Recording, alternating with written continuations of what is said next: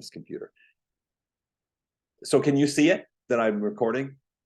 Yes. Okay, great. All right. Well, I know I am, but in case we come back from break and I'm not, I don't turn it on, remind me, because I don't want to forget the last part.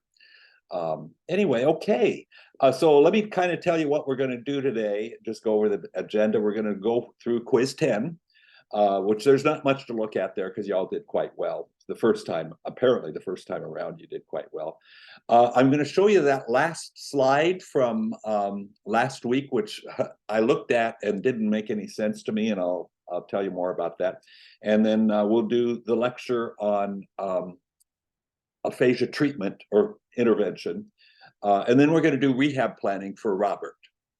And we're actually going to do rehab planning probably tonight and next time on Robert, because I want to have you get experience with rehab planning for a very traditional and very common, by the way, type of aphasia therapy, which is very linguistically oriented, kind of focused on trying to fix the linguistic problem as much as is possible, versus the second major approach is compensatory in nature and encourages the patient and tries to help the patient communicate in any way possible in the moment, which could be nonverbal or AAC or whatever is available to them in that particular moment. So we probably can't do both tonight, so we'll spend a little, actually I'm going to assign you Robert again, because it's the same patient, two approaches. I'll assign that to you to work on over the week. And so we'll start with that and not spend too much time with it, hopefully not next week, because we're moving on to traumatic brain injury next week. And so let's see, that is, I think, it. Have I forgotten anything, or is there anything organizational or that we need to structurally talk about the course? No, we're good? Okay. All right, so let me share my screen and we will look at the lecture, which is right here. Okay. Oh, here we go. Okay, so you can all see that? And again, I am recording, right? Okay, thank you. I see a few nods. So we're going to be looking at approaches for intervention for aphasia. And I'm starting with this slide from last week. Have you all ever taken off from John Wayne Airport or Santa Ana? Any of you? Yes. Yeah, Yes. so you know it's a very unusual pattern, and the pilot always says something about we're going to climb very steeply at first and then pull the throttle way back because they don't want to make too much noise going over the rich areas of Newport Beach. That's what that's all about. So we got to quiet down for the rich people. So it's a very somewhat, when you haven't experienced it before, somewhat scary. So there's a lot of lift. Last week, I felt like I couldn't get the lecture to lift. There was no power. And it reminded me of one time many years ago, because I was very familiar with the pattern of takeoff from John Wayne. We lifted off, and first of all, the plane went way down the runway, far longer than it usually would, and then it barely lifted off.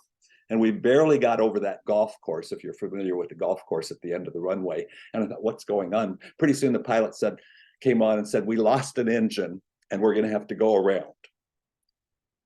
And it was all fine.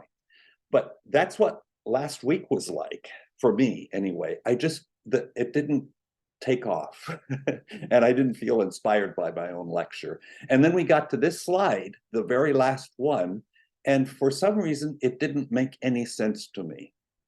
And I said I would fix it and repost it. And then I got home and I looked at it, not that day because I couldn't do it, but the next day, and it looked fine. Is this the slide I actually showed you last week? I mean, I think it is. If you're, I see some of you verbalizing, but I can't hear you. I think it's the same slide. I don't think I changed anything, and I looked at it. So I just want to come back and say, yeah, this looks like a reasonable reading comprehension paragraph for an evaluation of an aphasic person. So I mean, you could put more, but this kind of samples some behavior. So actually from this description, I would know how to plan therapy for this person. I would see that, you know, for reading sentences and paragraphs from the Boston Diagnostic Aphasia exam, the person is performing at the 10th percentile. That's too hard for them.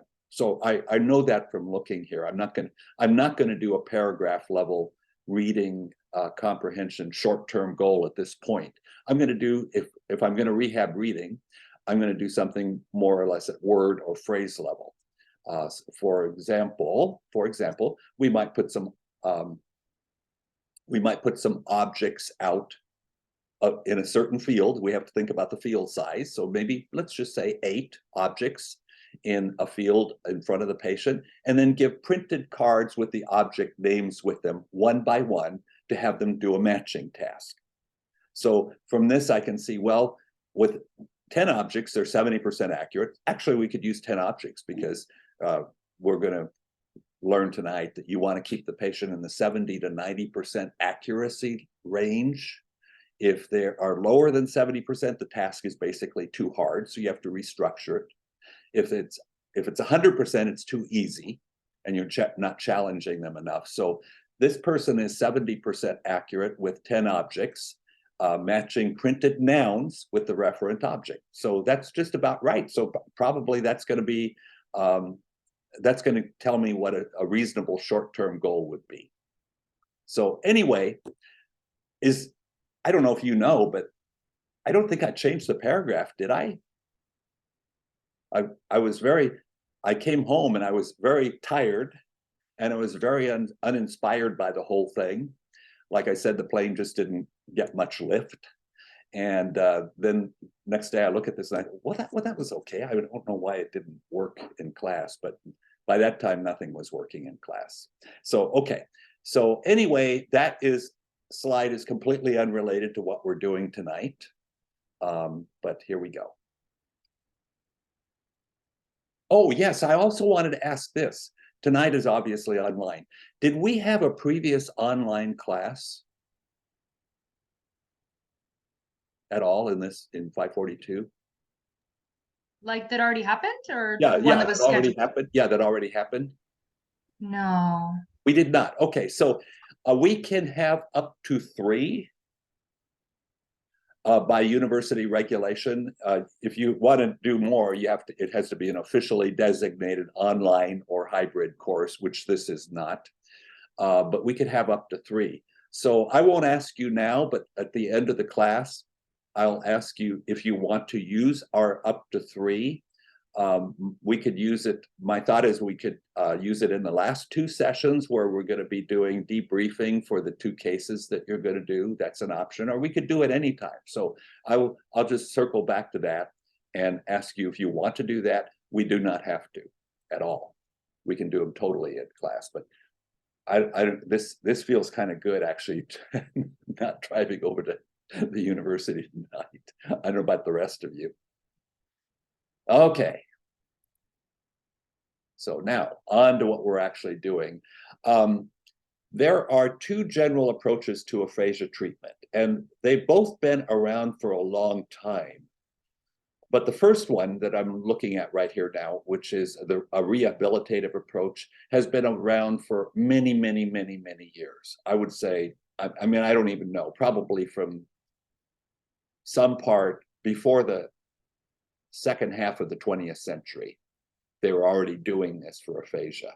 But it really came into being in probably the 60s and 70s with Hildred Schul from the Veterans Administration Hospital in, I think it was Minneapolis, Minnesota, I think is where she was. And she wrote more than one book, but at least one, and developed a specific approach called the stimulation facilitation approach. And the idea was that you would just take the broken language connections and come in at a level where the patient could basically do the performance you're asking them to do, whatever it might be, and you'd structure the task so they could mostly be successful in that particular task. And then you would stimulate and re-stimulate and re-stimulate and re-stimulate with the broken language connection. Let's say it's word retrieval. Now, you wouldn't just keep having them retrieve the same word. You wouldn't say, you know, what is this? A glass of ice or just a glass, and say, okay, good. Now, what is this? You're not going to do it that way. You're going to use a wide variety of different stimuli, but basically do that again and again and again. And that one is for word retrieval, and you do something for other modalities as well. So that's the whole idea. It's called stimulation facilitation, or sometimes a lot of people just call it stimulation approach. And the idea is by reconnecting, you're going to facilitate the use of those connections in natural language and communication situations. One of her main, two main things she said. One is language is not gone. If you think of it as all the language knowledge or linguistic knowledge that a person has is in a filing cabinet, and the drawers are sticky. So it's there, but you're having trouble accessing it.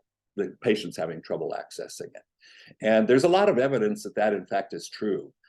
First of all, if you try to train or teach vocabulary like you would teach somebody a foreign language vocabulary, it just doesn't work at all.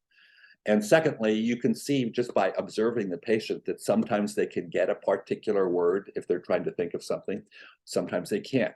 Sometimes they comprehend the word or they comprehend the command. Next time they don't. And so the idea is the linguistic knowledge is there, but they don't have easy access to it. And the therapeutic process of stimulation facilitation starts to build their ability to reaccess language at will in a smooth and easy way that works actually. So that's the whole thing. And the other main idea that she had was that the core of aphasia is an auditory comprehension problem, and meaning a patient can never be much better than their auditory comprehension. And I don't know that Hildred Schul said this. I really don't think she did. I think she said, okay, so it's the core of it is auditory comprehension problem. And now treat all the modalities that you think the patient will benefit from. In other words, reading, writing, speaking, and comprehension. A lot of people misinterpreted that, or in my opinion, they misinterpreted it to mean, let's just treat auditory comprehension and everything else will be lifted up along with auditory comprehension. I remember specifically one of my first supervisors said that. She said, just work on auditory comprehension because that's the core of the problem, per Hildred Schul. And to the extent you can improve auditory comprehension, everything else will come along. Because remember, the language is in there, they're just having trouble accessing it. So those are her two main ideas. The second one, I think, turns out not to really be the case. And I'm just going to reference an article that I just got it from the library. I had trouble accessing it, and I'll make reference to it later on, but I'm going to post it for you. It's a huge efficacy study on aphasia. And it did show that aphasia therapy is effective, but not for auditory comprehension. So after I saw that, I began to think more and more, and there were a number of other studies that kind of showed similar things. I began to think more and more, well, you can include some auditory comprehension therapy in there if you want to, but don't overemphasize it because you got to do some other things. And for sure, working on writing, working on verbalization does work. And that was one of the outcomes of that major study, which again, I'll talk to you about. You've heard that the name Robert Wirtz before, and so it's actually his study, and I will talk about it a little bit. So anyway, that's the rehabilitative approach. There are a variety of other therapies. When I was trying to plan, how can I talk about therapy in one lecture? Oh my gosh, it could be a half a course. What do you do? There are a whole bunch of different named therapies, which you just look up therapy for acquired aphasia and Google will show them to you. There's a whole bunch of them. And I thought, well, I'll just go through those. I can't. It's not possible. They all fall into one of these two categories, however. A rehabilitative approach that focuses on linguistics, or the next one, a compensatory approach, which basically focuses, it includes linguistics, but on functional communication, meaning that whatever the therapy might be called, it allows the patient, encourages the patient, and to communicate whatever is intended to be communicated in that moment in any way that they have available at that moment. So in other words, if you say, "What is this?" Glass of ice water, they can say it's a glass. They can draw a little picture of it. If it's so important that you have put it into their communication book, they can point to it in the communication book. They could gesture it. They can talk around it. They can say, "Oh, it's that thing you drink from." They can circumlocute, which usually would be, in a linguistic approach to therapy, that would be a failure. You know, they'd get 0 and you'd cue them to get the word glass, and then you go on to your next item. But in the compensatory approach, that would be a successful response to say, "Oh yeah, I drink from it." Good, success. So they're two very different approaches. And the compensatory approach has been around since probably about 1980, in the 1980s, although I think that probably good clinicians were encouraging patients to do that long before that, but it kind of got a name and books and articles and stuff around the 1980. So are you with me okay so far on the general approach? Okay, thank you. Okay, so now I want to back up just a little bit to say some things in general regardless, that I think would apply regardless of what approach you take. And it's this, they're kind of simple. Aphasia therapy involves repetitive drills, not teaching. So you know how have you all taken a foreign language course in college? They are the worst things I can imagine. I took German. I don't know why, but I took German. And then I took 2 years of German in college. And when I finished, several years later, actually, when I was in doctoral training, I got a grant to go to Germany and study with some people I was interested in studying with for a while. And so obviously I wanted to speak German, although they all speak English really, really well.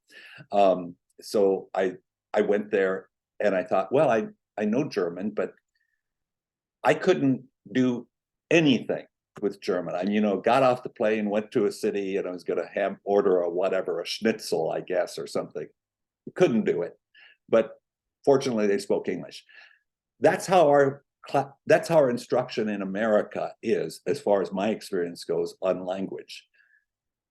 Just standing in front of a blackboard and explaining and showing the structure of the language and giving a vocabulary, it doesn't work very well for people like me anyway. It really does not work for an aphasic. So we are not teaching language at all. We're using repetitive drills that enable, and where we've structured it so that they're mostly successful.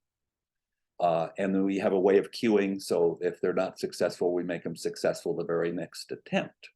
We don't explain things. I do see clinicians explaining things quite a bit. It's a waste of time, because if they could, process that, they'd be cured pretty quickly, I think, but they can't. So so what we want to do is we want to just identify the problems, design a long and short-term goal and a procedure to have them do repetitive drills to facilitate the language processes, or in the case of using compensatory strategies, to have practice using the compensatory strategies. The one feedback strategy we do use oftentimes is just a demonstration of the desired response. If we set up our task and by the third attempt they're not successful, or I'd say by the second attempt they're not successful, the third go around on that very same item or trial, whatever you want to call it, we might just say, "Oh yeah, it's a glass," and then they can say glass, and we say very good. So they didn't do the naming, but we got something out of them, and we're going to reinforce positively and move on with it. But I just did a demonstration, basically. Does that make sense what I'm saying? Okay. In other words, we're not going to teach. If you demonstrate something, it might look like teaching, but it's very brief and it's not taking a lot of time, and it's moving on with the success. Okay. Other generalized general principles are that therapy is organized around tasks. Usually, if you look at just the structure of the 30 minutes or 50 minutes you might spend with a patient, it generally looks like you spend 10 minutes doing one task and 10 minutes doing another task. So it's oriented around tasks. Each one of those tasks with a short-term goal. And then you're going to structure the task so that the patient performs accurately 70 to 90% of the time. Now, where did I get that figure? I didn't exactly really make it up, but it's just very common. If you ask clinicians, and there has been research on this, by the way, but I can't cite it for you. I think it's kind of pretty much in most SLP's mind a foregone conclusion. You don't want to have too many failures. And if you get down to, you've structured a task so 50% of the time they're right on the first attempt, we're talking about first attempt, and 50% they're wrong, it's too hard. You've structured it wrong, basically. And if you structure it so they're 100%, it's too easy. You're not challenging them and moving them ahead. So 70 to 90%, I think most clinicians would agree with that. So then what you do is you structure things so that they are mostly successful. And then you have an idea about if they're not successful on the very first attempt at a particular item or trial. I'm going to use that word trial a lot. So I say something and you're supposed to do something, that's a trial. So if they're not successful on the first trial of a task, you're going to have a queuing strategy that will allow them to be almost always successful the second time. And if not the second time, we're going to have a queue that could be a total support, where basically you tell them the answer and they say it, and you say, very good. So you're reinforcing, you're not saying no. I don't ever use the word no. But I do keep going until we get it, but I give enough stimulus support so that by the third time they've got it. Okay, so okay, now then rehabilitative therapy will usually have more than one long-term goal, and each of those long-term goals has a short-term goal. And I said STM, but I meant STG. You know what STM is? Anyone? Short-term memory. Short-term memory, yes. We'll get there. We'll get there next week. But yeah, short-term goal I meant. And so many patients, especially ones who had been functional before the onset of their aphasia, would have a goal for every modality of communication. They'll have a verbal expression goal, they'll have an auditory comprehension, they'll have a reading comprehension, they'll have a written expression goal. Some of them, if they have apraxia of speech, which 40% of aphasics also have apraxia of speech, or they're Broca's aphasia or something like that. They might have a motor speech goal as well, so they could have 5 easily. Some patients, even if you're going to use a rehabilitative therapy, may have only an auditory comprehension and a verbal expression goal, because you have determined that they didn't really use reading and writing in their day-to-day life.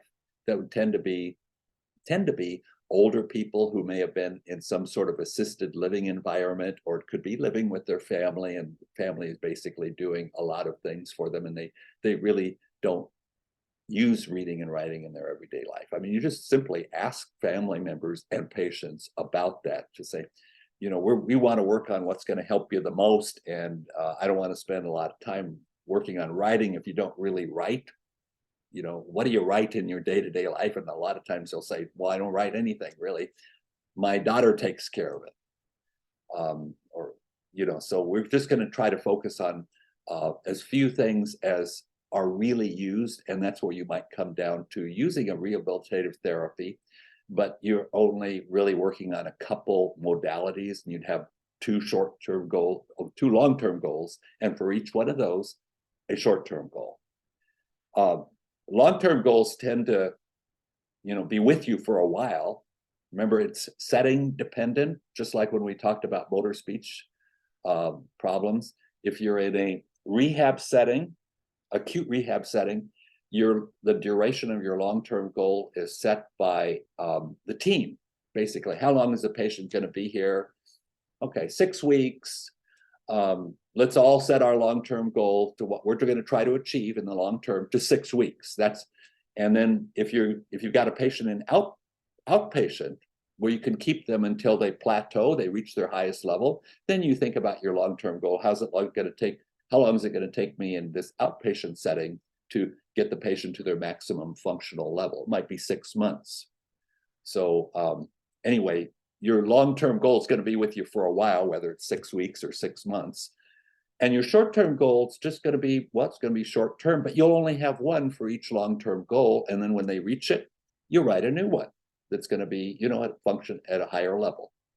So we'll have one long-term goal, one short-term goal, and that's kind of how it works. Okay. What happened? I think I missed. Yeah, we saw this.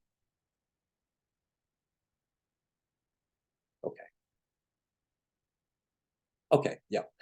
Okay, so now moving on to the compensatory therapy, and I think I'm still talking about general principles, but a few of them aimed at the compensatory approach. They may have fewer short-term goals and actually long-term goals at any one point in time. Patients just tend to have one goal, which may look like this. Patient will communicate needs, preferences, etc., via any modality with minimal assistance from a communication partner 90% of the time within 2 weeks. Now, that is a short-term goal, but they may only have one like that, because you can see from the way it's written, it kind of includes reading, writing, or at least potential for reading, writing, communication systems, AAC, in other words, verbalization, circumlocution, any way that they touch. So when you are doing compensatory therapy, you tend to have fewer goals, maybe just one. Hopefully that makes sense. Am I clicking? Are we off the runway better than last week? That makes sense. Next question now. Yes, of course, please. So going back to that last slide, sorry. Okay, go back. Yeah. This one? No, not that one. Keep going. Keep going back? No. So for the one you just finished, the This one. compensatory. Is it that one, Josh? Let me look at my notes real quick. You said a compensatory approach. You said there's fewer short-term and long-term goals. Yeah. That's it right there. Okay. So when the last part of that, I'm just looking at the example part. What do you mean by with minimal assistance and communication partner 90% of the time within 2 weeks? So are you saying that 90% of the time they're communicating with someone else, they're going to be using this approach? Or are you saying when they do ask for help, it's going to be 90% of the time they'll... No, if they can ask for some help. So for example, let's say the task is to communicate the identity of a picture. Okay.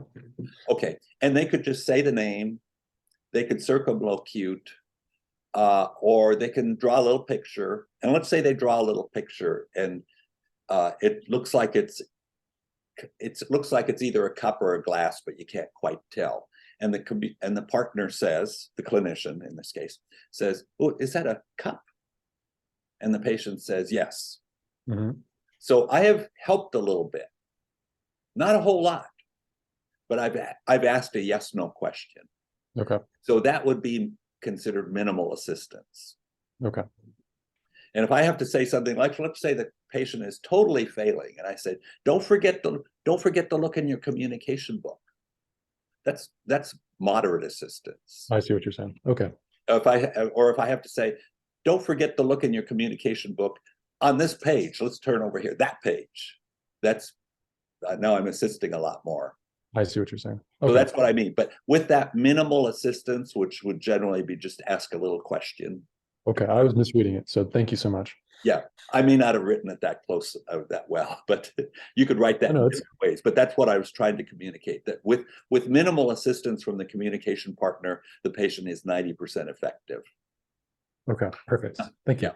Okay, sure. Good question. Thank you. Okay, now I just want to go through a list of example tasks for a stimulation of facilitation approach to therapy. And I just posted these, I think yesterday or the day before, so you may not have looked at them yet, but in ahead of where the slides are posted in this module, I have a very short description of tasks and so forth that I got off of the internet, which is actually pretty good. It's like probably the equivalent to 3 pages or something. It's not long, but this is where I got those. It just gives a list of tasks and a brief description of stimulation facilitation approach. So please do read that, because that'll be very helpful and give you some more ideas. And then I have an example of therapy using this kind of approach. I believe it's a 10-minute video posted right after it. And then I have a very, very brief, like a kind of a paragraph of the compensatory approach. I think actually a specific compensatory approach called PACE. So read that, and then there's a 10-minute video on it. So that's, we don't have a text. So we have me talking to you and those 2 things, and of course anything else you look up. They're even in that neurology textbook that I think most of you have, that there's not very much in there, so I didn't even bother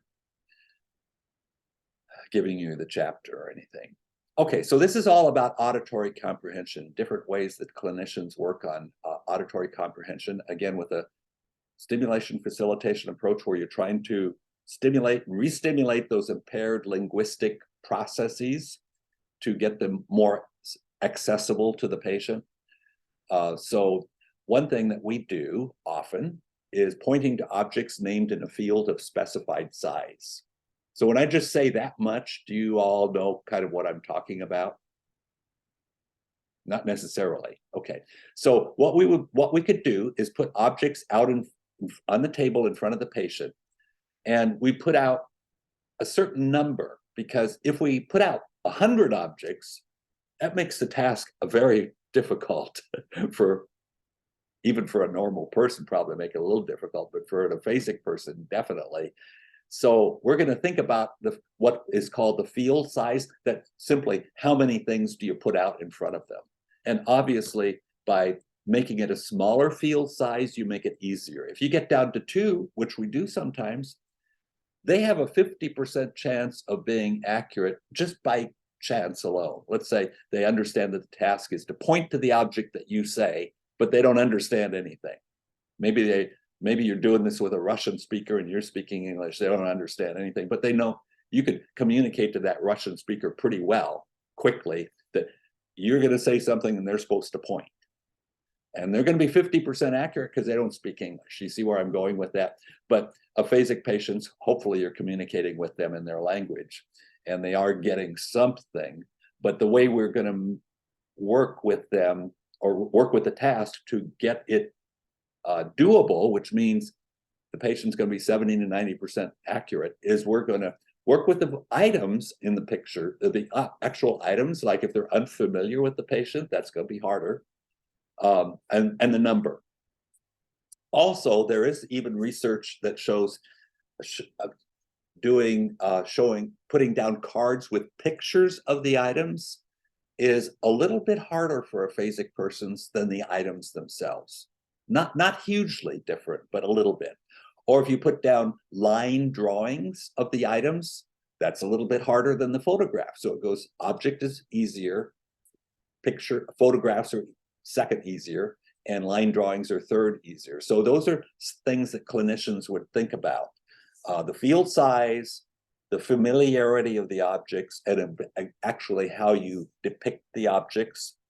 I have a box of, I don't know, I think it's like maybe 500 nice quality photographs of objects categorized into different, like, articles of clothing, different types of food, different kind of animals. So you can kind of go in by category and choose things. And I really like them because they're very high quality, and it makes it easy to pull things out, easier than objects actually. And they're in my opinion and experience, just as good as an object. So anyway, so in that kind of a task, which is a point two task after hearing a noun, your variables to work with as a clinician to structure it so that they come in 70 to 90% accurate would be the number of items. And then we can make it more complex in another way, and that is to include in our instruction to point more than one. So instead of just saying point to the cup, we can say point to the cup and the fork. So now we've got a two-step instruction, and that would be reflected in your short-term goal. So your short-term goal for the second example I just gave you would be something like the patient will point to objects in sequences of 2 in a field of 10 with 90% accuracy, because that field size is still going to be a variable. And of course, the number of items or the number of steps in the sequence is going to be.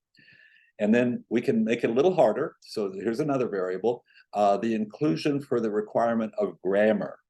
So if you say point to the pencil after you point to the scissors, now you have forced them into a situation where they have to get the grammar part. They have to get the after. And that's harder.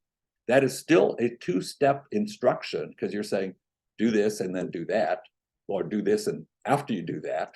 So it's, if you're just watching the patient, 2 steps. They do 2 steps, but they have to comprehend at a higher level than saying point to the this and the that. 2 steps either way, but grammar in the one example and not in the other. And then the other variable that you could manipulate is the verb. So far we've just been pointing to things, but you can say point to the pencil and turn over the scissors. 2 steps, but there's no grammar involved. It's still just a kind of simple sequence, but they've got to get the verb part. So there's actually more linguistic information that must be comprehended. And then you can include both of those. So point to the pencil after you turn over the scissors. So now they have to get 2 verbs, 2 nouns, and some grammar. So those are common examples, really common examples of things you would do from in your task, and all of it would be reflected in the short-term goal, the way you write the short-term goal. And you've all been in clinic, I think. So is it, from what you've done so far, is that kind of familiar, what I'm saying, that you would be able to translate that? Okay, good, thank you. Anyway, am I familiar to other people? Yes, okay, I see some nods, good. Okay, just stop me as you know, stop me anytime. Okay, well, okay, so auditory comprehension, I have one. I think this is a little redundant, so I'm saying what another kind of task would be manipulating objects in a field, but I think we already did that, because I said turnover and hand me and things like that. A different kind of auditory comprehension task would be responding to yes/no questions. And we have kind of 3 different things we do with yes/no questions. One is to ask simple, what I would call simple yes/no questions about self. Is your name Kurt? You know, if you can't answer that one, forget other yes/no questions, because if I can't answer a simple yes/no questions about myself, or, you know, my age, or where do I live, that sort of thing, that's going to be very hard. Another kind of yes/no question that I don't actually use it very much, but it's very common, would be yes/no questions that are about, I just called it outside matters concerning general information, like, do elephants fly? You could say, do elephants have a trunk? Are elephants big? Do horses fly? You know, so some of them are kind of nonsense. The reason I don't use them is because I found that patients who are having trouble understanding are kind of blown away by the nonsense aspect of it. If that makes sense. You say, what did he ask? I don't know what's going on in their mind, but they look like he's asking me if elephants fly. Where's that come from?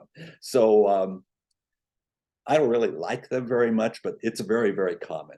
And in tests, if you just look at aphasia tests, a lot of them have a subtest that looks just like that. You know, yes, no, simple. They're kind of simple, but and they're about general information, not personal. And half of them were nonsense. And then the third type of yes/no question is a yes/no question about a spoken paragraph. And you saw that, I think, if you looked at the Boston Diagnostic Aphasia exam number 3, you saw that where you read a paragraph to the patient, you read it to them, and then you ask a series of yes/no questions about the content of that.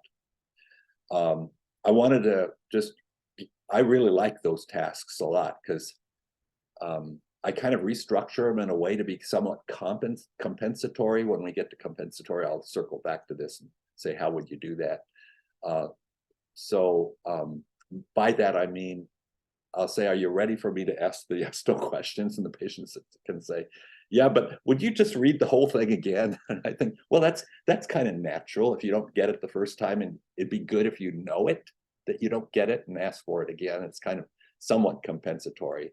But anyway, there's this series of books that are really written for school called Skill, and then I think it's the company is called Skill Builders, and they still have them. They have 12 levels, you know, they have one for first grade, second grade, third grade. And they're, I like them because they're sort of age appropriate for adults. They're not like too babyish. So especially by the time you get to like 4th grade, their adults are not insulted by them.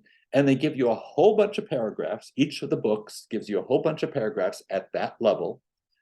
And each of the paragraphs has a whole bunch of yes/no questions to ask. So it makes therapy easy to do, and you can pick and choose your paragraph so it's kind of appropriate for the particular client.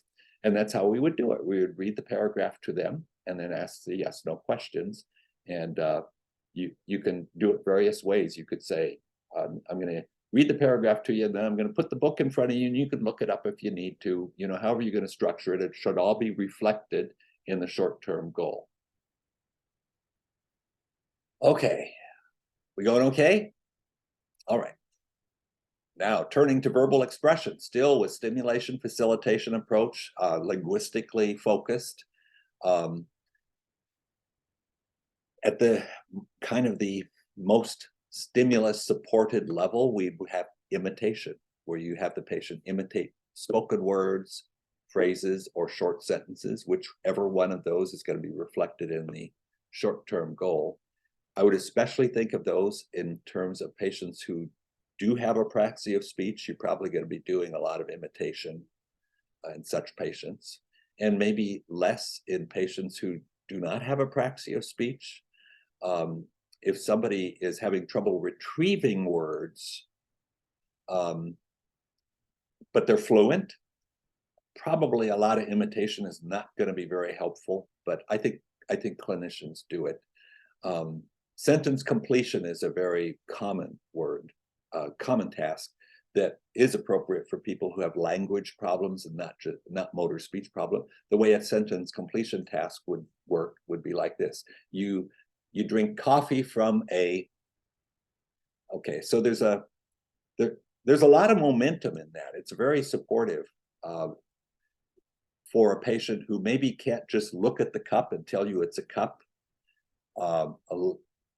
When they improve a little bit and can tell you the name of objects at 70 to 90% accurate, which means that task would be appropriate for the patient, and they fail on a particular item, we would cue them probably with what they were doing before, which was sentence completion.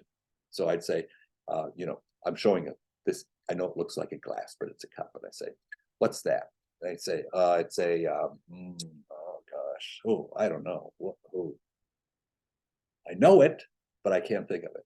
I said, okay, well, you drink coffee from a cup. Okay, so that's, I'm going to add the stimulus support, quite possibly going back to a task that they, a short-term goal that they have already accomplished, and elicit the word that way, or evoke the word that way. Another kind of task that we do is describing object functions. What do you do with this? Drink water from it. And also describing action pictures. There are many others, but these are very, very common ones that I think if you looked at the typical aphasic patient with the typical SLP who's doing a linguistically based stimulation facilitation approach, I probably have about 90% of their tasks right here. Okay, and then just a reminder, what happened? Oh, okay, just a reminder that last bulleted item to go to in the module, you can click on the principles of Schul's, and that is that's a list of tasks and a brief description of the stimulation and facilitation approach, and then just a list of tasks, more than what I have here. Okay, and of course, reading, and they have reading and writing tasks too. Okay, now applying the general principles of treatment to specific tasks and stimulation. This is kind of a reminder. I think I sort of said this before. Therapy is generally organized around tasks, each of which has a corresponding short-term goal. In other words, you should be able to read the short-term goal, and as a clinician, you'd know what the task is. You know how many items to put out in front of the patient. You know whether they're items or they're objects or pictures. You know if it's one step or two step. You know if there's grammar involved, or if they just have to basically understand the noun, whatever it is. So the task is going to be reflected in the short-term goal with pretty precise language. And then you are going to probably, on your first day of therapy, try it out, but you're quickly going to tune things up so that you've structured it so that they are mostly successful in that 70 to 90% range. So let's say we do an auditory task and it's got 10 objects out there and they're 60% successful the first time we try it. You're going to remove some objects and say, okay, now if I put 8 objects out there instead of 10, now they're 70 to 90% successful. That's my short-term goal, and I'll write my short-term goal. So generally, we do kind of write our short-term goals before we ever see the patient, but we've assessed them, so we have a pretty good idea, and then we may have to go in and tune it up just a little bit, especially on the short-term goals, based upon our actual experience with them in that first session. And we will also figure out pretty quickly, based upon that, what our cues will be. And our cues are going to be adding stimulus support that enables them to be almost always successful on the second time they try something when they failed the first. And then we'll have an even higher level of support to make sure that by the third time they get it. So we don't want to have too much failure. It's just discouraging. And it also just tells us we've structured it so things are too hard. Okay, I don't know why I have a very sensitive mouse because we already did that. Okay, we did that. Okay, there. What might a cue be in a confrontation naming task? Okay, now, if you're just asking patient to name things for you and they fail, these are really common cues. One would be a semantic cue. So you show them the cup, they think, oh, I know what it is, I know what it is, and you say, it's something you drink from. So I'm giving a semantic cue. Oh yeah, a cup. So that'll work for some. That'll work for some of them a lot of the time, and for some of them a little bit of the time, and for some of them none of the time. So you're going to discover what works for your patient. And again, probably in the first session, you'll pretty much know that. And sometimes initial phoneme will work. So you say, what is this? It's a cup. And they can't get it. What is it? I don't know.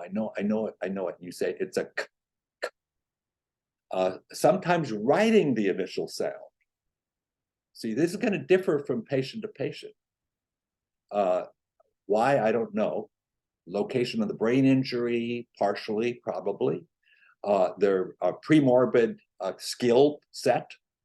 If you're talking to somebody who's highly literate, which you will have patients who are highly literate, written cues may work better for that individual because they just have, they're used to functioning in the written language realm. A use of a spoken sentence completion task, where the sentence ends with the target word. Here's an example for again, going back to cup. They failed. Okay, you drink coffee from a, so I've converted it into a task which has more stimulus support. And how will I know if it has enough? If it mostly always helps them. If it doesn't, I'll probably get that out of my little group of cues because it doesn't really work for that individual. It could be a spoken model of the word. What's that? You drink what? I show them and then I cue them and they don't get it. And so I say, oh, okay, it's a cup. And I encourage them to say it and they say it, that's a success. And it could be the printed word. So those would be the most common ones. There might be some others, but those would be really, really common cues. And again, for every individual patient, you'll find that one of those cues works much better in this particular kind of naming kind of activity. And another one is second best, and those will set up what you're going to use for your cues. So what you want to do is of your choices, you want to identify the cue that offers the least amount of stimulus support. In other words, it makes the patient do the most linguistic work on their own successfully. And if it's not successful, then you're going to offer something that almost always enables them to be successful on that next, which would be the third attempt at that particular trial. And then you go on to the next trial. Okay, so we're actually going to, when we're keeping our scores, we're going to score the first attempt, right or wrong, that's it. But then we're going to cue them so they can be successful on the second one. And you can integrate that into your scoring system if you want to. A lot of clinicians just keep score based upon the success or failure of the very first trial of each item. And then they also, of course, do know what the cues are that work for that particular patient, but they wouldn't give them the point. Whoa, did you hear that? No? Okay, I think a mosquito just flew into the blue light. Okay, I'm not sure where the mosquitoes are coming from because the doors are all closed, but somehow. Okay, here we go. Okay, now we want to talk a little bit about selecting long-term goal, short-term goal, task combinations. That's the way I'm putting it right now, because you think of your long-term goal is you're more distant. What short-term goal are you going to work on right now to lead to that? And what task am I going to be using? Again, when you end up writing your short-term goal, it should be communicative enough where you actually know what the task is.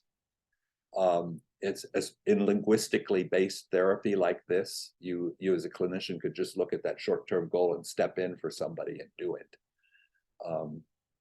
All right, and how do you figure out what to do? Well, one of the things is you look at the test profile of a comprehensive evaluation like the Western Aphasia Battery or the Boston Diagnostic Aphasia Exam. So you look at all those things, you see what their strengths and weaknesses are, you see what you think is holding them back from effective functional communication. Even though we're talking about linguistic therapy, but you're thinking about function, what can I do right now? What linguistic process can I work on right now to most help their communication in everyday life, even without thinking about communication by any modality or anything like that, which is what can I do to most help their communication in everyday life. And then second bulleted point is something I said earlier, do consider not addressing things that are not really in their realm of everyday life before the current illness. For example, reading and writing. We do know that not everything that we do in aphasia therapy is effective for example, auditory comprehension tasks in linguistically based therapy do not appear to be very effective, but a lot of things are. So we want to work on those as intensively as we can and not dilute our therapy by working on things that the patient really didn't use much in everyday life anyway. And oftentimes that would be, especially if you're working in skilled nursing facility, you're going to have older people who are probably in some kind of an assisted situation before, even if it wasn't institutional. They were with their relatives and they were in an assisted situation. And they may very well not have really used reading and writing. So if you say, do you read and write? You'll say, well, yes, I read and write. Okay, how do you use reading? What do you read in your everyday life? It used to be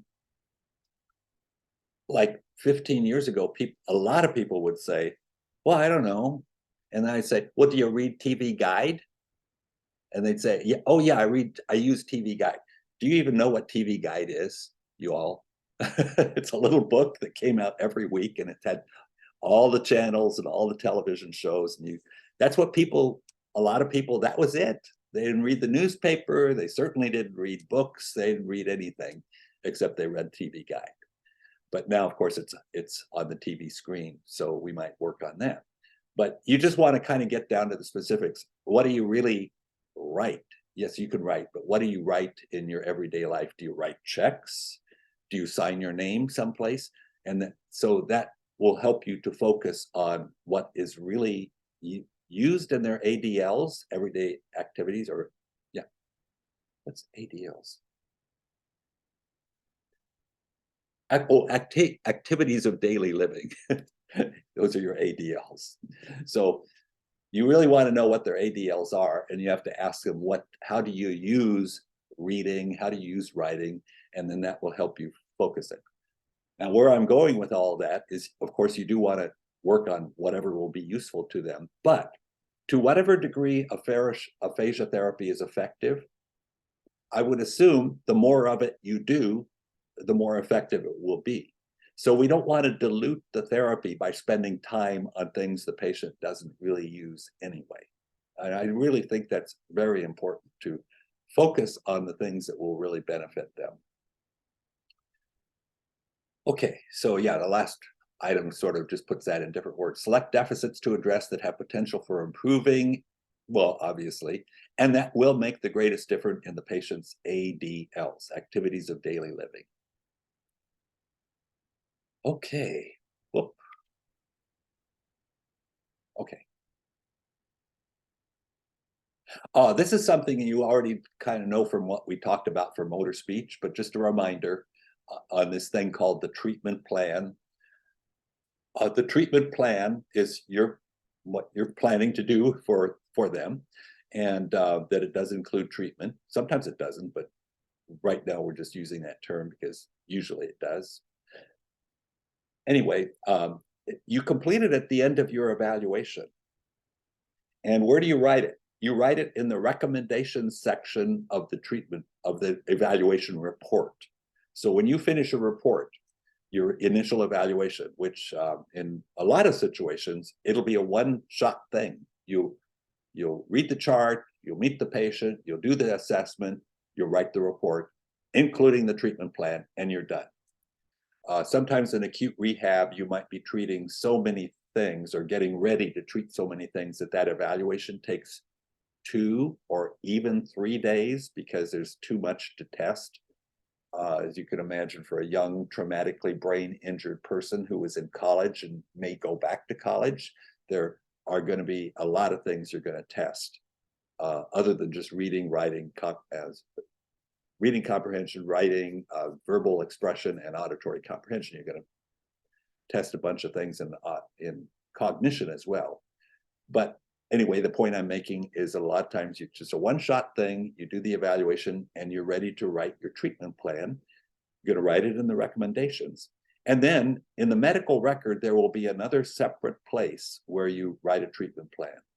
It may be kind of a menu-driven thing where you do checks and so forth on a menu set up for SLPs. Physical therapy would have the same thing, occupational therapy. And then that treatment plan that's in that medical record will get updated as you go. So you may sign them off on a particular short-term goal and then write a new one all in that plan. You don't go back to your evaluation report and amend that, because that's something you just write on the very first day and that's it. And so now the treatment plan, whether it's in the evaluation report or in the separate treatment plan section of a medical record, will include the following things: a long-term goal or goals, a short-term goal for each one of the long-term goals. Just that, and that would just be your initial one. I don't know if in clinic, I remember, I think when I took clinic at the university, they made me, and everybody else too, write a long-term goal, and then a whole series of short-term goals that would lead up to that. If they met the first STG and then the second one and the third one, they kind of want you to think the whole thing through, I guess. That's how would your first short-term goal eventually get to you that long-term goal. Is that kind of the way you all do it in your clinic? You have to write a whole bunch of short-term goals for every long-term goal? I've written multiple short-term goals for a long-term goal, but it doesn't, I don't think anyone said it had to be mandatory. Well, it had me. Well, in real life, you're not going to do that. You're going to write, well, long-term goal, and then the first short-term goal. And then when they reach that, you're going to sign it off and say, you know, they met it on such and such a date, and now here's the new short-term goal leading toward that long-term goal. So that's how we do it. And then we're also going to write the treatment procedure. Now, before I told you that if you're doing your report, usually the treatment procedure would just be speech and language therapy. But in your, at least in your mind and your plan, you have a very specific therapy in mind for each short-term goal. And on some treatment plans, like the one that is in the medical record, you actually do write a long-term goal, the corresponding short-term goal, and the precise treatment thing, you know, that patient will point to objects named in a field of 10 with 90% accuracy. There's my short-term goal, and the procedure is patient will point to objects in a field. Something along that line. Okay. Long-term goals. Oh, these are just examples. Wait, I missed something here. I skipped one. Okay. So we were there. And now here. Okay. Long-term goals. What are the characteristics of a long-term goal? It should express an expected outcome for that particular setting in terms of functional communication. Now, so even if we're doing linguistically based therapy, or we're working on linguistic accuracy, our long-term goal should be functional. So it would never be appropriate to have a long-term goal that says the patient, for auditory function, let's say, the patient will be able to point to sequences of three objects in a row in a field of 10 that are named by the clinician with 90% accuracy. It's a fairly high level. And you know, I'd say, well, if they can do that, they're probably understanding what's going on around them. They're understanding language pretty well. Nevertheless, that's not what we would consider to be a functional goal, long-term goal. So we're going to get our functional long-term goal ideas. In part, I would use the FCMs. I think they give some good language to just look at when you're thinking of how do I even write a long-term goal for this particular function, like auditory comprehension for this particular patient.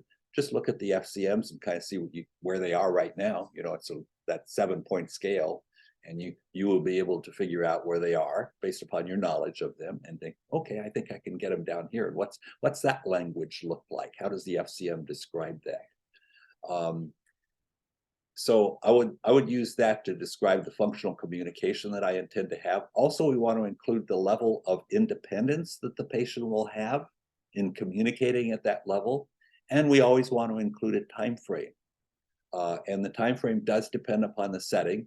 If you are in acute rehab, it will be determined by the team. And again, the way that works is that in the discussion of the results of all of the rehab personnel, they all are able to identify what particular impairment is holding the patient in the hospital at that time. Versus, I mean, some of the impairments, they could go home. They can still get therapy, but they can go home. And so they try to identify what impairment is holding the patient in the hospital, where they have to be in the hospital for that particular night. And then the physiatrist, the physician generally running the program, will say, okay, well, so they have to be able to transfer from a wheelchair to a bed, or a wheelchair to a toilet, or whatever it is, with a minimal level of assistance, because the caregiver at home cannot offer more assistance than minimal. How long will it take to get there? And the PT will say 6 weeks. And then the physiatrist says, okay, everybody, your long-term goals are 6 weeks. And you're going to achieve as much as you can in 6 weeks, and then the patient can go home. And you all can do therapy on an outpatient basis, or home health, or whatever it is. It doesn't mean therapy's over, but it just means therapy's over in that setting. So in acute rehab, the time frame is determined by the team and applies just to that setting. In outpatient would be sort of the other, I guess I would think of it as another extreme, where you just as a clinician think, okay, I've got this patient in outpatient therapy now, and I'll be the last one in the continuum of care. There's nothing after outpatient. And how far do I think I can get them? Okay. And then how long will it take to get there? And then that's your time frame. So a lot of times with an aphasic, you may think you can reach their plateau in 3 months. And that's your time frame for your long-term goal. Does it make sense what I'm saying? It does depend upon the setting. And as a clinician, you have to think broadly and think how, I guess the most skill comes in maybe at the outpatient level, where you think, how far can they get? How do you know? Well, because you've seen a lot of patients, basically. That's how you would have a pretty good intuition about how far that patient can go, because you've seen so many and how far they do go. Professor, quick question. Yes. So in the outpatient setting, the treatment is separated from all the other OT, PT. Well, yes and no, because they may come let's take St. Jude as an example, which does have an acute rehab unit. St. Jude Hospital in Fullerton has an acute hospital. So if somebody has a stroke, the ambulance taken there. If they live close by, that's how that would work. And then they get over the acute phase of their illness in 3 to 5 days. And if they're good rehab candidates, but can't go home yet, because they have something holding them in the hospital, like they can't transfer at all or whatever, then they go to acute rehab in St. Jude. And then after that, after the patient's discharged, oftentimes they'll come back to St. Jude outpatient for their PT, OT, and speech. And they'll try to coordinate it as much as they possibly can, which is usually they're pretty good at it. So, but it might be that they come in 3 times a week for speech, but 2 times a week for PT, because they don't need as much work with PT. Okay. See, but yeah, so it's not totally isolated from each other necessarily, but nevertheless, the clinician can pretty much think about, I'm thinking about speech. What can I do for this person, and how long will it take, and how many times a week? And then I might modify the frequency based upon a convenience factor coming in with the other therapies. And of course, I'll modify the time, like 10 a.m. versus 11 a.m. or whatever, to make it so it's convenient for the patient. Perfect. Thank you. As much as we can. Okay. So those were the characteristics of long-term goals, and these are examples of long-term goals. And I believe that they are two different examples for 2 completely different patients. In other words, it's not 2 long-term goals for a patient, it's 2 long-term goals illustrated for 2 different patients. So in the first one, the patient will be able to express basic needs verbally with familiar persons and moderate assistance within 4 weeks. Okay, so the reason this is kind of oriented toward linguistics is that I do say verbally. If it's a compensatory approach, which we'll get to in the last several slides, I would allow for any way of communicating.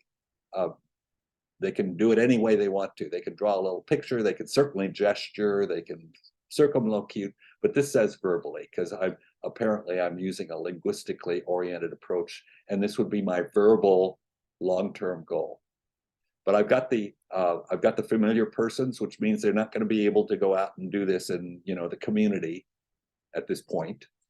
And I've also got a moderate level of assistance, which means that the partner, the communication partner, would have to probably ask some yes/no questions or clarification type of questions in order to get them to the communication success at different points throughout the day. Okay, and then a different long-term goal will be the patient will understand complex messages in high-demand situations. For example, story, lecture, sequencing of events, drawing appropriate conclusions, inferences, humor, subtle references independently within 4 weeks. And I should have put in here complex spoken messages, because as you can see down here, I'm thinking about auditory comprehension. So I should have put spoken messages to clarify that, because it could be written messages for that matter. And I did almost get this wording completely from the FCM. I changed it 10% or 20%, but I think the FCMs are really, really useful if you just think, okay, I'm going to work on auditory comprehension and I want my long-term goal to be functional. Let me look at the auditory comprehension FCM for adults, because they have one for children, one for adults, and get some ideas. So it's not that you're going to necessarily word it exactly the same, but I definitely got a lot of ideas from FCM on how to write this. Is it measurable? Yeah, to the degree that the FCM is measurable. If you have two clinicians assess a patient and then get their FCMs, they're going to be able to assign the FCM rating for each of the modalities of communication, I would say within 1 point. They might be off, sometimes not agree perfectly, but they're going to be very, very close. Why? Well, because it's a reliable instrument of functional communication. And that's why it works. Works very well, actually. Okay, now short-term goals. Again, we're talking about the linguistically oriented stimulation facilitation approach, where we're trying to fix the language and not teach them compensatory strategies. These are 2 different short-term goals for 2 different patients. Characteristics. I haven't gotten to the examples yet. So the characteristics of short-term goals. One is that it should express an intermediate step on the way to a functional long-term goal. In other words, a short-term goal can be functional. You can get a short-term goal from the FCM, get your ideas from the FCM also. More typically, especially if people are using stimulation facilitation approach oriented toward fixing the linguistic disorder, they don't do that. They have something that is a non-functional short-term goal, meaning something it's logically related to improvement, and you as a SLP can see that, but the task in and of itself is not functional. So if you're having the patient name objects, and you say, well, the patient will be able to name common objects at 90% accuracy. That is not a functional, what we would consider a functional short-term goal. Does it mean it's not good? No, I'm not trying to say it's not good. I'm just trying to say, if that was all your patient could do, or they can't do anything else, but they can name objects, that's not really going to help them much in ADL, is it? Does that make sense what I'm trying to say? So I might choose to do that task, but the task in and of itself, you think of it this way, if they could only do that, would I have helped them much? And I'd say, well, probably not, because we don't spend much of our life with somebody saying, what's this, what's this, what's this? That's not really how we communicate in everyday life. But if somebody actually can do that better at the end of therapy than at the beginning, probably they will have an improvement in their functional communication. So I'm just trying to make that distinction where we do write short-term goals many times, particularly with linguistically based therapy, that we think are valid, logical, and useful, and will lead to the desired long-term goal, but that where the behavior we're doing over and over and over repetitively is not really a functional behavior. I hope that makes sense, that I'm trying to just draw that distinction. So sometimes we do have short-term goals that in and of themselves are functional. And many times, like the second example here, we have one that's not. And we do always express the time frame. And of course, it would be shorter than the long-term goal. Here are examples. And the first example is one that is a functional short-term goal. Patient will express basic needs verbally with the familiar persons with moderate assistance within 4 weeks. And now from reading that, I don't really know what the therapy is. Probably not just naming, but I don't know what it is, actually, I can't tell. But in the second example, I do know what they're doing. Patient will be able to name common objects, household items, on confrontation with 90% accuracy within 2 weeks. So I'm showing the objects and they're naming them, and I've got a queuing strategy for when they failed the first time. And if they fail a second time on a particular trial, I know what to do so that they will be successful the third time. Okay. Now, So sorry. yeah, no problem. Josh, go ahead. No, so what would be a non-function, like I'm trying to find a non-functional example that you said that you're building up to a long-term functional goal, but the short-term non-functional step, what would be an example of that? I know you gave one before, but This first one. patient, okay. Okay. Yeah, it's written in a way that is in itself functional, because we're talking about real communication. We're not talking about a very high structured task. We're talking about real communication in everyday life.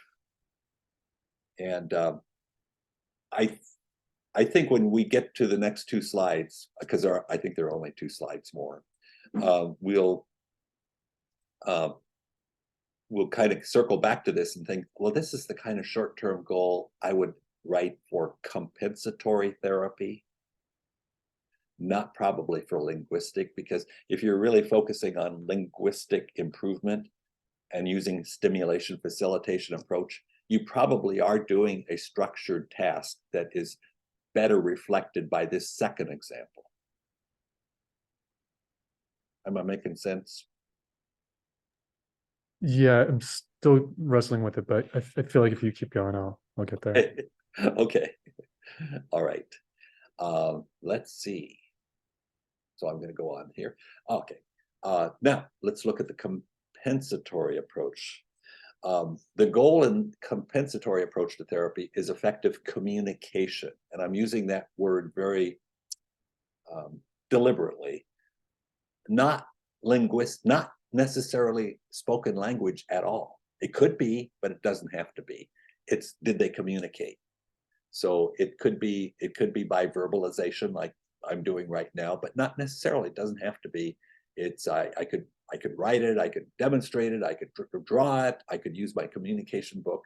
And so therapy is structured to enable the patient and encourage the patient to use any of those things for each particular trial that you engage them in. So it allows communication by any means. The SLP will identify the ways of communicating that are likely to be effective and achievable by that particular patient. In other words, maybe some patients will, you just know at this moment, they are not going to verbalize at all. So I'm not going to try to encourage that. I'm going to try to encourage the other things that are available to them at this moment. If verbal comes in later, that's fine. We'll add it on. But right now, and then typically in this approach, the therapy tends to have just one kind of task that the clinician uses. They could do something else. It's not that they can't, but it tends to to do for, it could be an hour, if you have an hour therapy session, one task that you keep doing over and over and over again with different items. It's not that you are repeating, but constantly working on encouraging the patient to be able to participate, to communicate whatever it is for that particular item in any way that is available for them at the moment. Okay. I believe this is the last. Is this the last one? Okay, almost the last one. Examples of compensatory. Yeah, you know what? It is 20 after, so why don't we take a 15-minute break? Or do you want to just do a 10-minute break? What's better for you all? I'm okay either way. Either's fine. Is that a 10-minute break? Sure. Okay, so I'll be back in 10 minutes and we'll see you then. We'll just finish 2 more slides and then we're gonna get going on a treatment planning activity. See you back.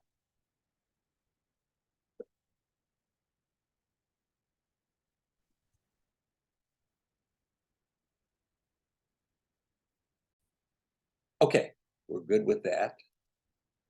We're good with that. We're good with sharing our screen.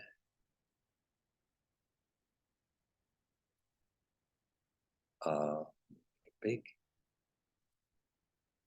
Okay. All right, so examples of compensatory approach. One would be just, I know you all haven't taken AAC yet, the seminar, I think it's 576, but you will. And that would be one thing for, I mean, so for somebody who's extremely severe, global aphasia, that might be really what you're aiming for, is for them to be able to use some sort of simple, probably picture-based communication system. It could be high-tech or it could be low-tech, a communication book, but one way or the other to identify, with the help of the family and sometimes with the patient, you know, a small number of things that would be helpful if they could just communicate it to the other people, especially the communication partner or the family member. And then oftentimes when you're doing something like that with an extremely severe global aphasic person, the other person also has to be trained how to facilitate communication. So the communication book might be sort of how to identify the subject of the patient's interest, whatever it is. They want something, they want to see somebody, they want to go someplace, they want to eat something, whatever it might be. They have pain, so they could identify the subject, and then you have to train the communication partner to often ask a series of questions or yes/no questions to get down to something more precise than just the subject. So that would be a picture-based AAC system, would be kind of one end of the continuum. Promoting aphasic communication effectiveness is a specific therapy that's been around for a little more than 40 years. And I really like it a lot because it is very structured and it's easy to learn how to do it.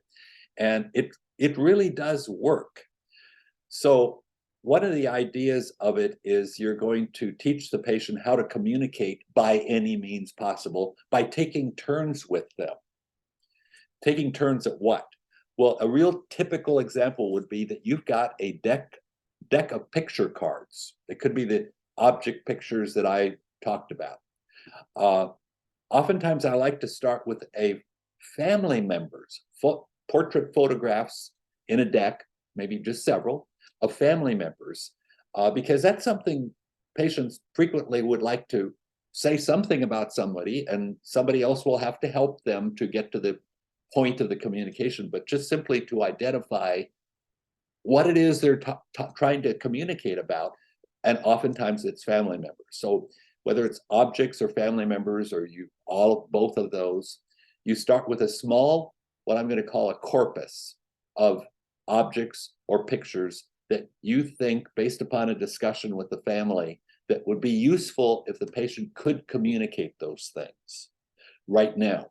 So maybe it's 10 things. We start with 10 things that everybody agrees, if they could possibly just let me know what they're talking about for these 10 things, I can take it from there as a family member and kind of get to what they're trying to tell me through question answers. Okay, so now we've got a corpus of 10 things to be communicated. Now, so far, I've just talked a little bit about how would you identify what it is you're going to try to work on. 10 things, I did it with a family member, talked it through, and it's pictures. Okay, now I'm going to take turns with the patient to help them, to demonstrate to them different ways that they could possibly communicate what is on that card. And then I'm going to demonstrate, and then they're going to take their turn to demonstrate to me. And if they do it well enough for me to understand what it is, that is a successful communication. In other words, they don't have to be accurate. I just have to get it. Does it make sense what I'm trying to say? So one way that I could enable a lot of really severe people to do that is I've got my deck of cards, and I also have a communication book set up on the side, which has those same things in it. So the patient could draw the card, and the patient sees the card, not me, because they're going to try to communicate it to me. And let's say they just can't talk at all. They can open their communication book and point to it. And I say, and then I'm going to say, oh, is it this one? And they're going to say, mm-hmm. That's successful because they communicated it to me that way. I'm going to try to integrate in that they could draw things. So if they drew the little picture of the thing that they're trying to communicate, that works. They could demonstrate it, gesture it. They could say it, they could talk around it. And all the things that I think are within their reach, when I take my turn, I'm going to demonstrate that. So sometimes I'm going to use the communication book to communicate it. And sometimes I'm going to draw a little picture to communicate it. And we're just going to take turns like that. And when we get to the point where the patient can, 90% or more of the time, communicate to me effectively enough, doesn't have to be good, but effectively enough that I know what they're talking about 90% of the time, with this corpus of 10 pictures, then they have met their short-term goal, and I'm going to now enlarge the corpus.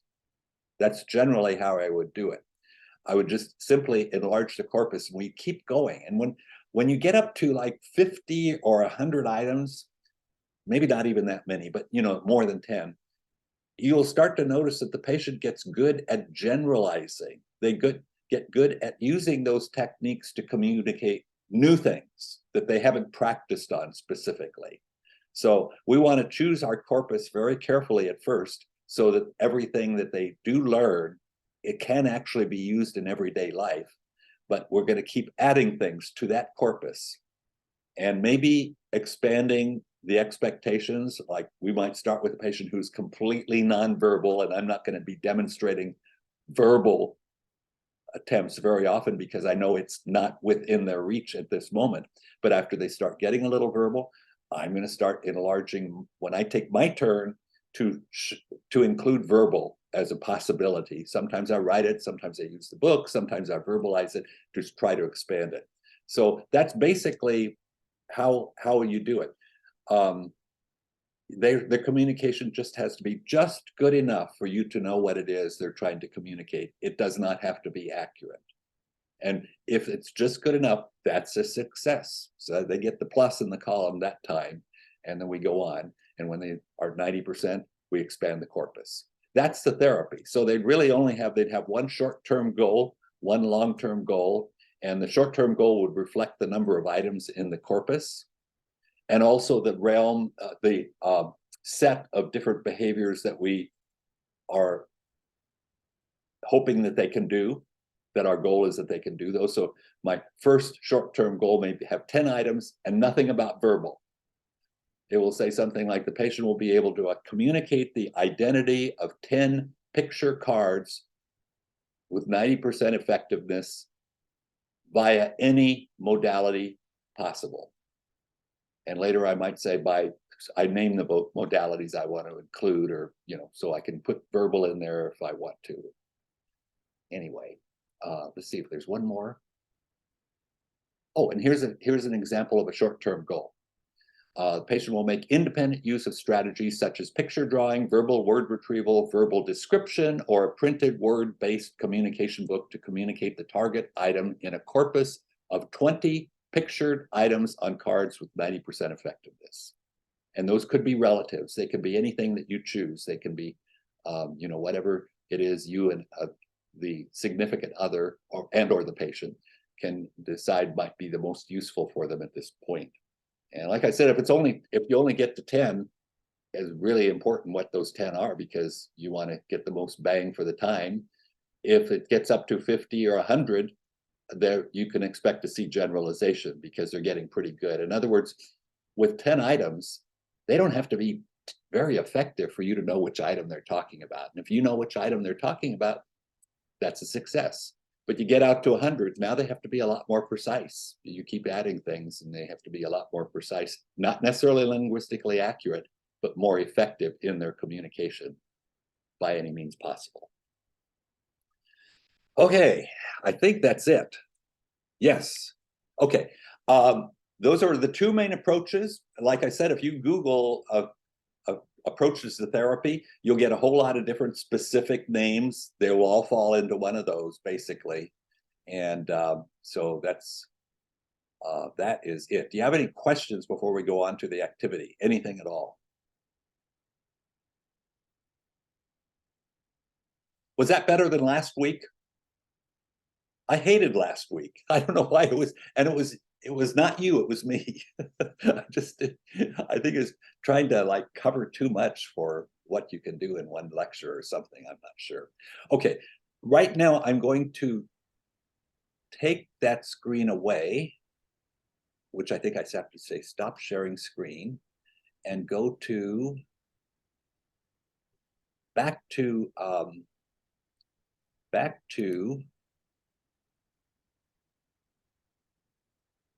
this, I think. Oh yeah, here we go. Okay, so I'm just going to Canvas because I wanted to point out what it is we're doing now as an activity and what resources there are for you. So we just finished this lecture, and we're going to go to Robert on SimuCase, and there's only one Robert. Now I don't know if you all have done SimuCase yet at all, or gotten into it and kind of know how to maneuver around it, but do you need me to walk you through that at all, or can you, within a small group, because I'm going to divide you into groups of 5 or 6 people, can you get to Robert and look at Robert's assessments? I know I haven't. This is Candace. I have never gone through it, so hopefully one of my classmates can help me. Okay, Candace, thank you for volunteering that. Could I kind of have a show of hands or something of people who have gotten around in SimuCase a little bit? Because if enough of you have, I will just assume somebody in your group will know how to get to Robert and look at his assessments. And then, okay, well, I'm not seeing much except I see a Liz has. Okay, thank you, Liz. Mostly I just see names. When I look at names, it's not telling me too much here. So, okay. Okay. If you go down here to the bottom of the module, second one up, that's the activity we're actually going to be doing. And it does kind of take you through SimuCase step by step. Let me open that up. So you're going to go to the second one from the bottom, open it up, and then one of you in your group is actually going to fill it out. Here's what it looks like. This is, it shows Robert. We're going to do Robert in SimuCase. We're going to do a rehabilitative approach. And what we're basically going to do is we're going to write one long-term goal, or you are, not me, one short-term goal, and what the specific treatment procedure is in just a couple sentences. You don't have to write a long one. So you can have a long-term goal, the corresponding short-term goal, the time frames, all that, specifically what the treatment procedure is. And you'll have to think, well, first of all, what's our long-term goal? I mean, what modality? Because Robert has problems in every modality. You could treat auditory comprehension, verbal expression, reading comprehension, written expression. Motor speech, I think, is okay. You'll hear he's fluent.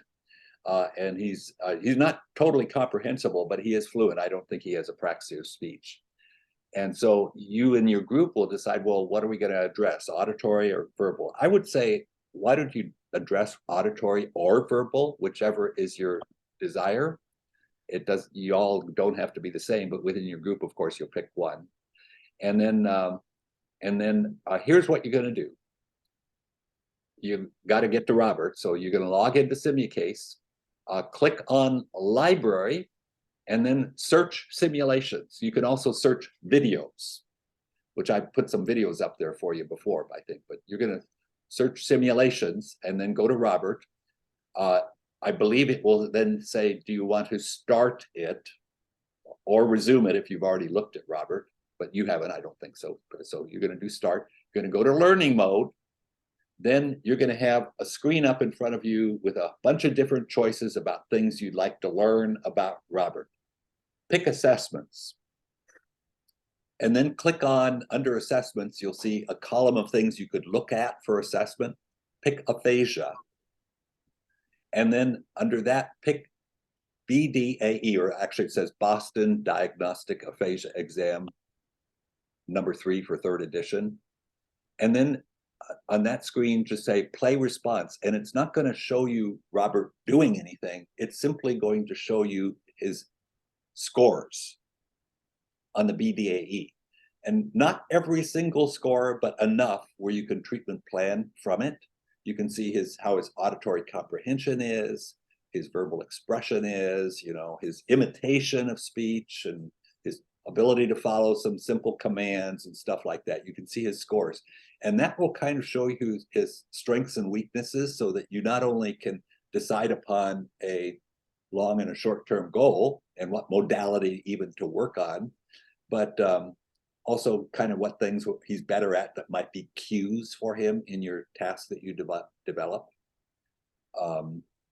And then after you look at his BDAE scores, which I think you can leave it on a screen and then go to another screen, I hope, you go back to assessments, and this time instead of picking aphasia, you pick verbal expression, and then choose naming, and then then choose Boston naming short form. And you will actually see his performances on the test. It does give you the score too, which I think is 2 out of 15, but you can see what they look like, how he actually responds. It's in videotape. And then I'll also click on discourse tasks when you go. I'm Anna Bob's wife. I met Bob So I'm sorry. sorry. I was going to Robert in one of the videos on Robert's page. Oh, okay. So go to, after you're done with that, look at discourse tasks and pick picture description. He's just going to be describing the cookie theft picture. And I thought the reason I'm being so specific on this is I thought it will all give you enough information and just the opportunity to maneuver around the test results and kind of start finding your way, which I know is going to be a little cumbersome at first, but to get enough information about him and also know how to go find the information about him so that you can then write your short and long-term goal and your treatment procedure. And I will be circulating among the rooms, helping you even just maneuver in those, you know, steps to get the information you need to. My expectation is it will take it, you will use the hour up almost. I'm hoping we can be done before the end, but that is the activity. And then for next week, I'm going to give you Robert again. I mean, you'll know a lot about him, and ask you to fill out the next form, which simply asks you to write a long and short-term goal and a procedure that is compensatory. So this one is linguistically based stimulus facilitation, very traditional. I kind of like compensatory myself because you can actually see a learning curve in an individual session. But I will have to say that you do need to learn stimulation facilitation because I think that's about 80% of what clinicians actually do. So if you go work in a hospital, they won't tell you can't do compensatory. I know that, but they would be sort of blown away if Cal State Fullerton didn't teach you how to do an auditory comprehension task involving pointing to objects in a field or something like that. Okay, y'all good with the task at hand? Okay, I'm going to just go back to the menu here. If I take away the screen, I have to stop sharing, and then I'm going to divide you into groups. Professor, I actually do. Yes. have a Oh, yeah, sure. Yeah, Liz. I was running it and I wanted to confirm when I went to the BDAE, Huh? it had administer, but I didn't see any test results. I just wanted to get clarification on that. Okay, you don't see a Boston Diagnostic Aphasia exam? I do see the Boston diagnostic, but then it was just, and then from there I can administer it. And then you can probably hear it right now. And you just kind of run through, let's see. Yeah, it's just a skills check. So Okay, I well, guess let with me- that, let I'm me- not sure what we're looking for. Let me just do that right here with you now. So if I go here and go here, and go here, and then I'm going to go back here. Now, if we come back down to October 31st, and we just hit this. You with me? Four up from the bottom on today's module. I'm going to click that and see if you see what I see. See, it's just a score. So it shows what the maximum is on the particular rating or score. Now, these are ratings. Remember last week we went over the several ratings that make up help you determine whether the patient's fluent or non-fluent. These are ratings. This, on the other hand, is a score on a sentence repetition test. And this is a score, it's actually a mean or average of 3 auditory comprehension structured tasks, 0.2 type of thing and stuff like that. This is his phrase length, which you do by listening to his speech. And these are some basic auditory comprehension tests with scores. And here's some more imitation scores. Here's some naming scores. And here's ratings of his paraphasias, how often you heard them. And so, and then here's the profile itself, which shows he is a fluent aphasic. So he's fluent up on these things, on articulatory agility, phrase length, grammatical form, and melodic line. Although when you hear his picture description, especially, he's not making a whole lot of sense, but he sounds good, but he just doesn't make sense. And he does have a lot of paraphasias, and see paraphasias in every utterance. Sentence repetition, not so good. Up here would be good. This is low. And auditory comprehension, not so good. What type does that make him? Fluent, poor auditory comprehension, poor imitation.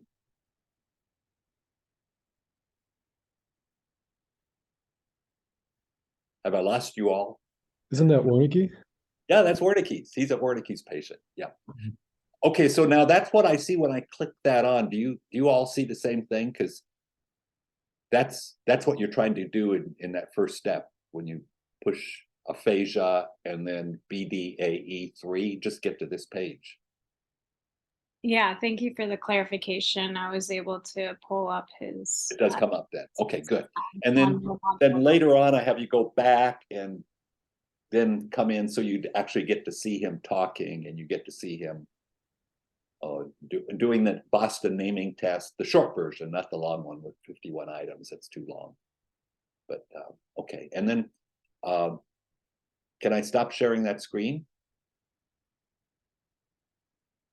Yes. Yes. Thank you. Okay. So now I'm going to put you in the groups, and then I'm going to start going. And I think you can access me anytime. I mean, I'll be here, obviously. So my goal in the first few minutes is to have you pick somebody who's going to actually fill out the form. Okay, so you need a leader, or they don't have to be a leader, but they have to be somebody who's going to fill out the form and open that Word document, start writing when you get there. You won't get there for a few minutes. And then I just want to help you maneuver around the test results so you can find, and we will start discussing what it is you are thinking, what you might be trying to focus on, etc. Okay, so groups, here we go, breakout groups. And if I just say, create 5 breakout groups, you'll each, I think. Yeah, you're already in them. Okay, open all rooms. Okay, now, do you all see what room you're in?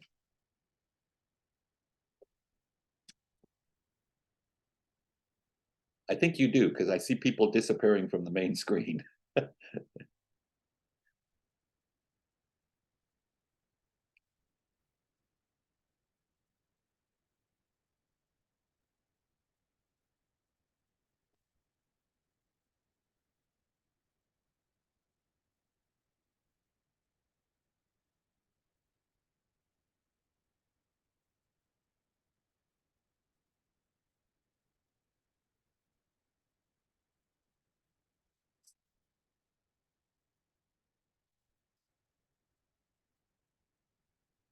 Whoa.